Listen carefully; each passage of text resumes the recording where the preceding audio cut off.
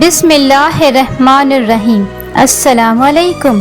حضرت علی رضی اللہ تعالیٰ عنہ ایک روز مسجد میں داخل ہوئے تو ایک شخص زاروں قطار رو رہا تھا۔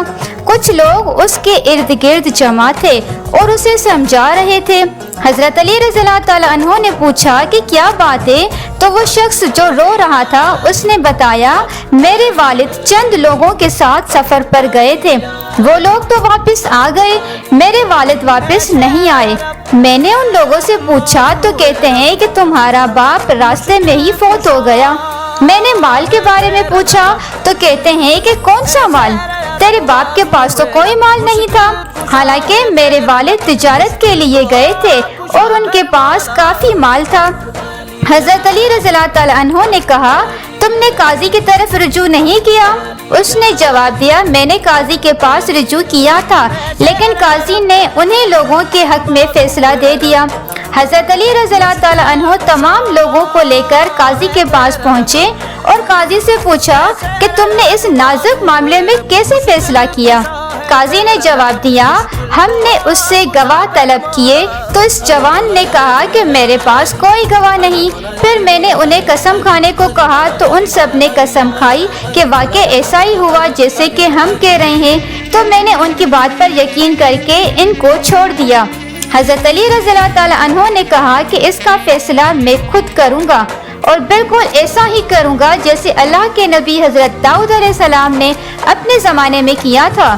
حضرت علی رضی اللہ تعالیٰ عنہ نے چند سپاہیوں کو بلایا اور ایک ایک شخص کو ایک ایک سپاہی کے حوالے کر دیا اور ان لوگوں سے کہا کہ تم کیا سمجھتے ہو کہ ہم تمہاری حرکتوں سے ناواقف ہیں؟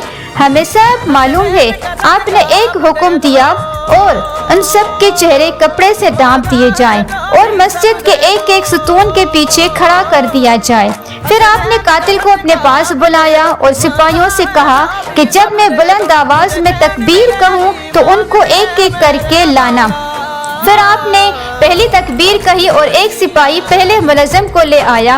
حضرت علی رضی اللہ تعالیٰ عنہ نے اس کو اپنے سامنے بٹھا کر حکم دیا کہ اس کے چہرے سے کپڑے کو ہٹا دو اور کاتب کو کہا کہ میرا سوال اور اس کا جواب قلم بند کرو۔ حضرت علی نے ان سے پوچھا کہ تم کس دن اس کے باپ کے ساتھ روانہ ہوئے تھے؟ اس نے جواب دیا، فلاں دن فلاں مہینہ۔ پھر آپ نے پوچھا کس کس مقام پر پہنچے؟ تو اس نے کہا فلاں فلاں مقام پر۔ تو حضرت علی نے پوچھا، کیا مرنے والے کو کیا مرض لاحق تھا؟ اس نے بتایا کہ یہ فلاں مرض لاحق تھا۔ کتنے دن بیمار رہا؟ اس نے بتایا کہ اتنے دن۔ پوچھا کس دن مرا؟ تو اس نے کہا فلاں دن۔ اب ساری باتیں کاتب نوٹ کر رہا تھا۔ پھر حضرت علی نے ایک اور سوال کیا کہ جس دن مرا تو کس نے اسے غسل دیا اور کس نے اس کے کفن دفن کا فرائض ادا کیا اور کس نے نماز جنازہ ادا کی؟ اس نے کہا کہ فلاں آدمی نے۔ کاتب نے سب نوٹ کیا جو سارے سوال حضرت علی نے اس سے کیے۔ اس سارے مکالمے کی آواز باقی کسی ملزم کے کانوں تک نہیں جاتی، وہ سب اس سے بے خبر تھے۔ حضرت علی رضی اللہ تعالیٰ عنہ نے دوبارہ آواز میں تکبیر کہی اور اس کے ساتھ ہی دوسرے ملزم کو پیش کیا گیا۔ حضرت علی نے دوسرے ملزم سے سوال پوچھنا شروع کیا کہ اور کہا، تمہیں کیا لگتا ہے ہمیں کچھ معلوم نہیں؟ ہمیں سب معلوم ہو گیا ہے۔ اب اس نے سوچا کہ اس سے پہلے نے تو سب کچھ بتا دیا اور کہنے لگا، میں نے ان کے ساتھ ضرور تھا مگر میں اس قتل میں راضی نہیں تھا، باقی سب راضی تھے اور ان سب نے مل کر اس نوجوان کے باپ کو قتل کر دیا ہے۔ اب یہ ملزم کا اعتراف وہ کاتب اور مسجد میں بیٹھے سب لوگ سن رہے تھے۔ اب اگلے ملزم کو لایا گیا اور اس نے بھی اقرار جرم کر لیا۔ اس طرح آتے آتے سب ملزموں نے اقرار جرم کر لیا کہ ہم سب نے مل کر اس نوجوان کے باپ کو مارا ہے اور اس کے مال کو بھی ہم نے آپس میں بانٹا ہے۔ جس طرح حضرت علی نے پیچیدہ کس کو آسان طریقے سے نمٹایا اور پھر حضرت علی رضی اللہ تعالیٰ عنہ نے اس نوجوان کے حق میں فیصلہ سنا دیا۔ قاضی وہاں موجود تھا اور قاضی نے کہا، حضرت یہ فرمائیے کہ حضرت داؤد علیہ السلام نے کس قسم کا کون سا فیصلہ کیا تھا؟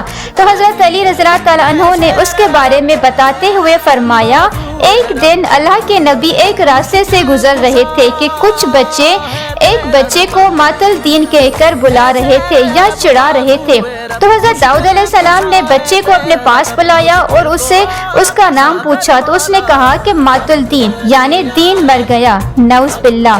پوچھا کہ تیرا یہ نام کس نے رکھا تھا؟ تو بتایا کہ میری ماں نے۔ تو حضرت داؤد علیہ السلام نے اس کو لیا اور اس کی ماں کے پاس تشریف لے گئے۔ پوچھا کیا اس بچے کا نام مات الدین کیوں رکھا؟ اس کی ماں نے کہا کہ میں نے نہیں رکھا بلکہ میرے شوہر نے رکھا ہے۔ اچھا وہ کہاں ہے؟ تو جواب ملا کہ وہ زندہ نہیں۔ تو آپ علیہ السلام نے پوچھا کہ یہ نام کیوں رکھا تھا؟ جواب ملا کہ میرا شوہر چند افراد کے ساتھ سفر پر گیا تھا، سب واپس آ گئے اور میرا شوہر واپس نہیں آیا۔ جب میں نے واپس آنے والوں سے پوچھا تو انہوں نے کہا کہ وہ دوران سفر فوت ہو گئے۔ میں نے ان سے پوچھا کہ اس کے مال و اسباب کا کیا ہوا؟ تو انہوں نے کہا کہ اس کے پاس تو کچھ بھی نہیں تھا، حالانکہ میرے شوہر کے پاس بہت مال تھا۔ تب میں نے پوچھا کہ مرتے وقت میرے شوہر نے کچھ وصیت کی تھی؟ تو انہوں نے جواب دیا ہاں۔ میں نے پوچھا کہ وہ کیا تھی؟ کہنے لگے کہ تیرے شوہر نے کہا کہ میری بیوی سے کہنا جب کوئی بچہ پیدا ہو تو اس کا نام مات الدین رکھ دینا، کیونکہ اس وقت اس کی بیگم امید سے تھی۔ جب میرے یہاں اولاد ہوئی تو میں نے شوہر کی وصیت کے مطابق بچے کا نام مات الدین رکھ دیا۔ اب حضرت داؤد علیہ السلام نے پوچھا کیا وہ لوگ ابھی زندہ ہیں جو واپس آ گئے تھے؟ اس نے کہا جی ہاں وہ زندہ ہیں۔